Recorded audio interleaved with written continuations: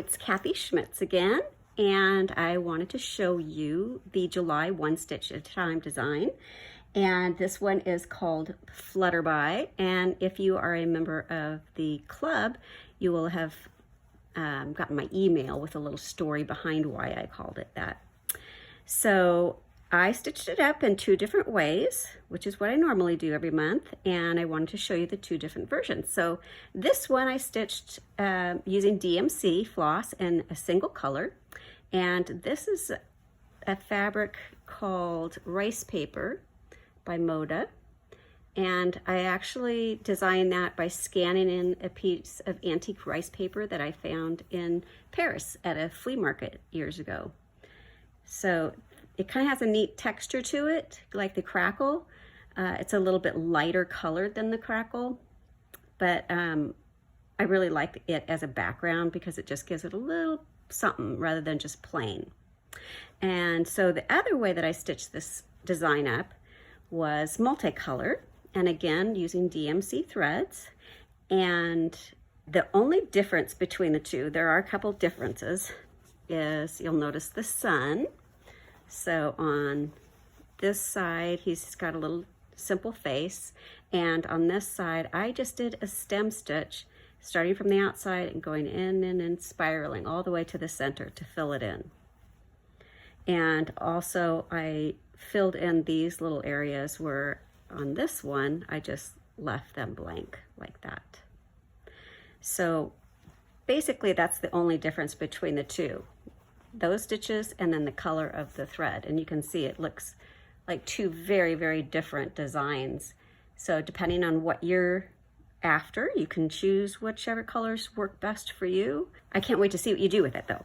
So since I kind of got ahead of myself and I couldn't stop stitching before I started doing the video, these are all finished. So I'm going to show you on a separate piece of fabric some of the stitches that I used. So here's some floss, the 6-strand DMC, and I think I've got like 4 strands here left. So I'm going to pull 1 strand at a time. This helps prevent the thread from getting all twisted up when you're stitching. And if you just pinch it at the top and pull 1, then the rest of the thread isn't tangled, which is nice because it's easy to tangle that up. And then I used my size 7 needles, which I have back on my website. They were gone for a while, but I got them back in stock.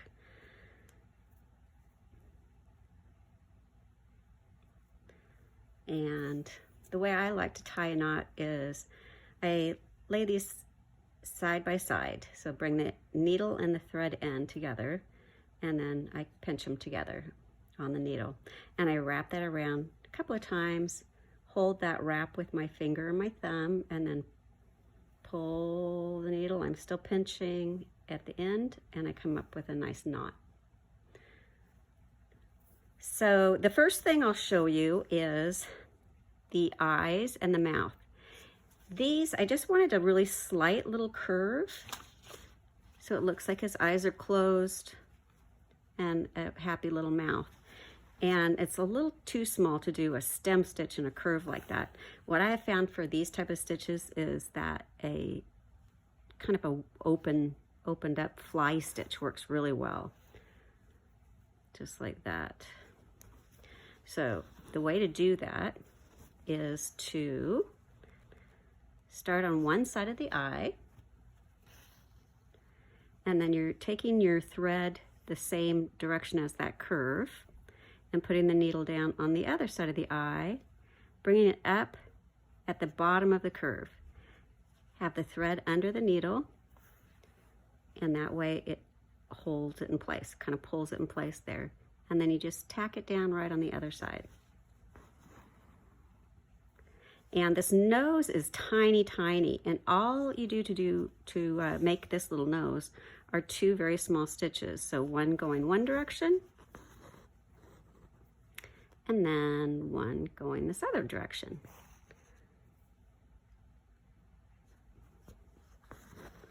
Like that.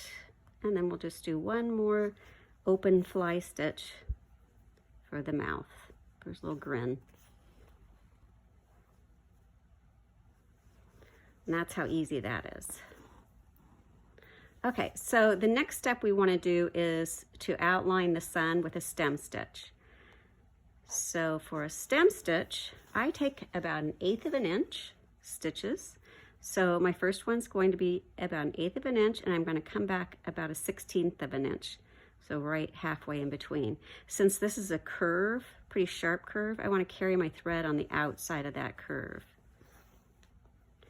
Now I'm going to go 1/8 of an inch and come back in that same hole.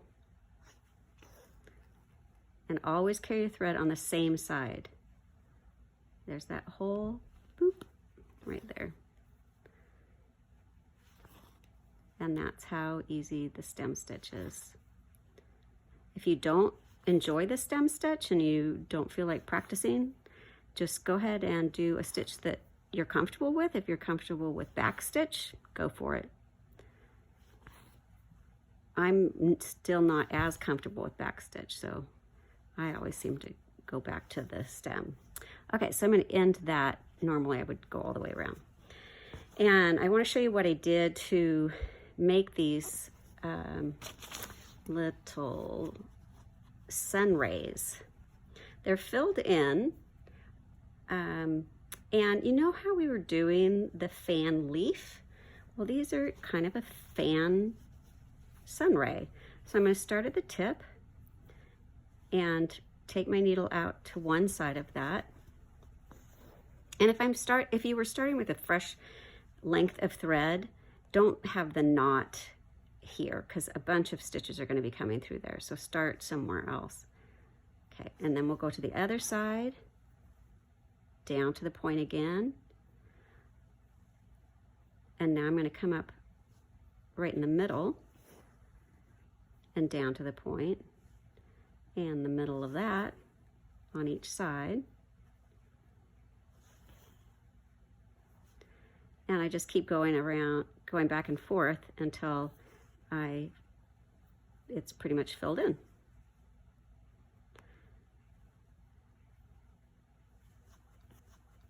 So it's a pretty simple way to fill it in. And this last stitch, I might just take it out just a tiny bit past the end, just to make it really come to a point. There you go. So that's it's kind of the same concept as the fan leaf.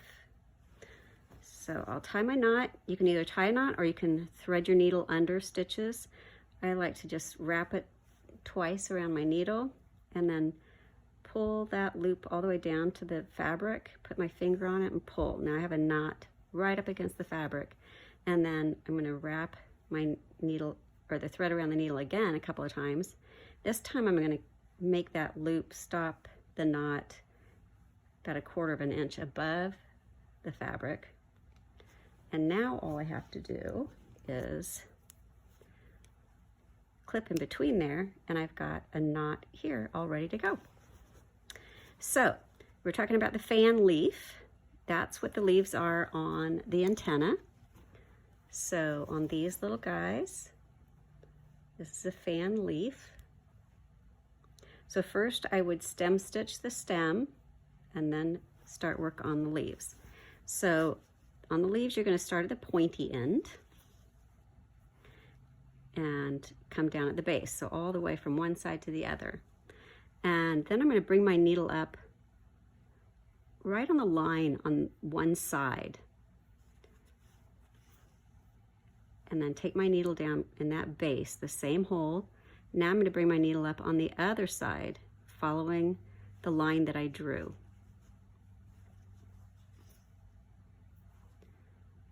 And you don't want to pull these tight because you'll pucker the fabric up. So this could be one of those times where it might be helpful to use a hoop. I'm not a huge hoop fan, but boy, they really do make a difference when you're doing certain stitches. And this is kind of one of them. So I think I would recommend using a hoop. And you just keep going back and forth and following the drawn line of the leaf until it's all filled in. So that is a fan leaf. Okay, so now I have the hoop on because there are certain stitches that definitely I do better with if I have that in a hoop. One of them is the satin stitch, and the satin stitch is used to fill in these little circles and these little blue circles. Look real closely at mine.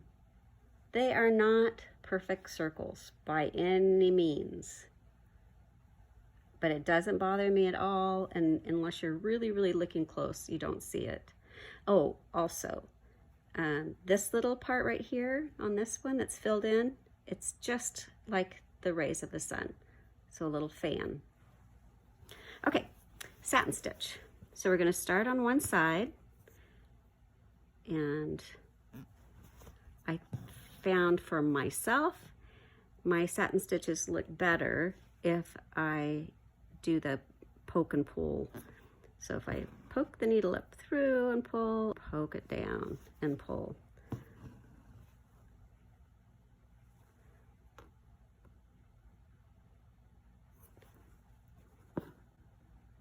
You can tell this takes my concentration because I stopped talking. And I would just say, take your time.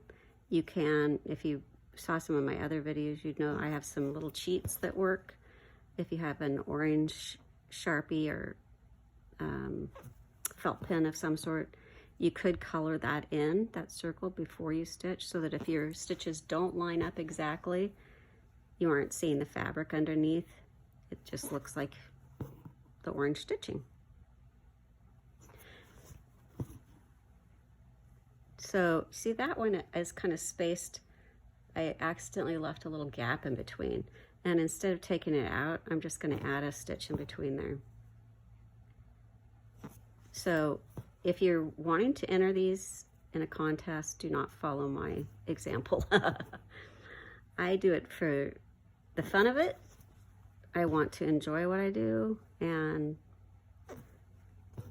I'm not too stressed out about it if I don't have my stitching exactly correct. So this one's coming along pretty good. For some reason, I find like one side, when I come up from the bottom, that side always looks good. And when I go down from the top, that side isn't quite as even. I haven't figured out why. And I use the Pilot friction pen when I trace these, so even though you can see a little of the line that hasn't been stitched, when I press this, that's going to go away, so I'm not worried about that. So there's a little satin stitch. So the satin stitches on the pattern are the blue, the yellow, and then also his little body.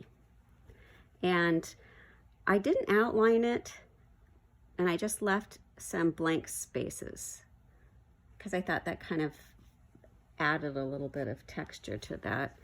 This one that I stitched, the little blank spaces aren't quite as wide, but same thing, I didn't outline it, I just went ahead and filled it in.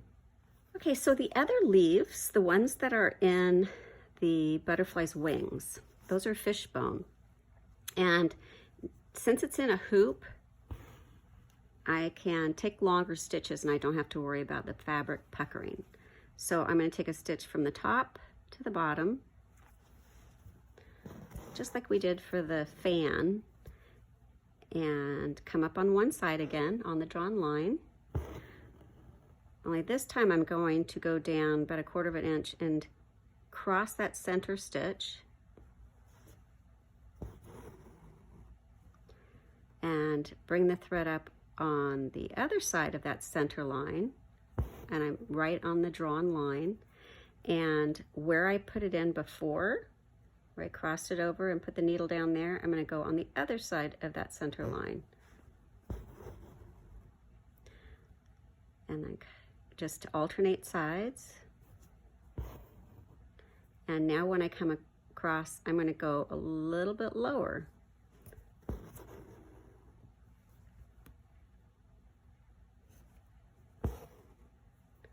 And cross it over again.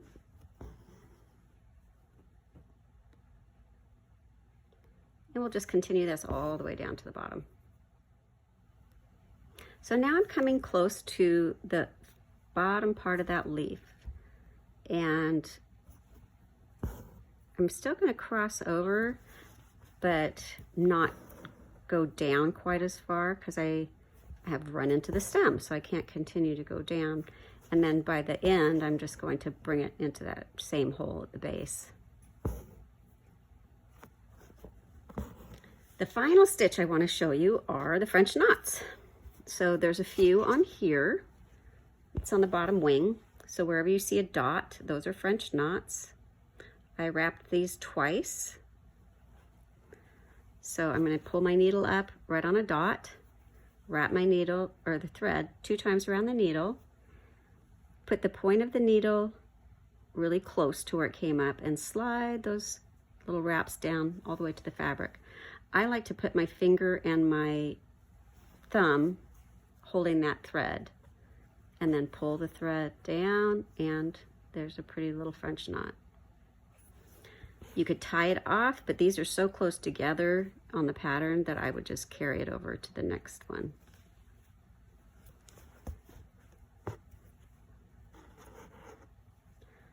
And one more, needle up, wrap it twice, needle goes down really close, slide those loops down to the fabric, hold that in place, and pull the needle through. So those are little French knots. So I think the only other thing I wanted to show you was these tips. You could do a fly stitch there. I just took 2 individual little stitches. And there's something else too. Oh, up here. This is a stem stitch, but this is so short, it's just a single little stitch right there. So that is July Flutterby. And I can't wait to see your guys stitching, and if you post it on social media, make sure you tag me. I'd love to see it. And I hope you have a fun July. Try to stay cool, and we'll see you next month.